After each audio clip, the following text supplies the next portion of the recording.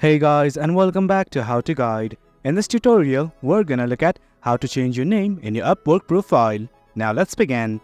Well, as you can see, I have already logged into my account. In case you have not, do log in right now.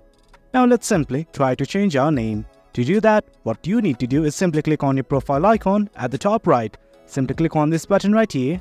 From here, what you need to do is simply click on this Account Settings tab right here.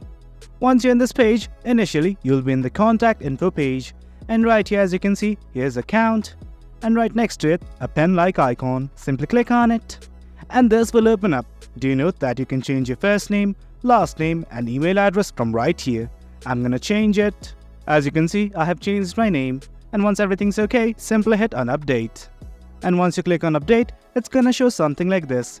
Your name change request is under review, and your request will be processed within 48 hours. And guys, that's it.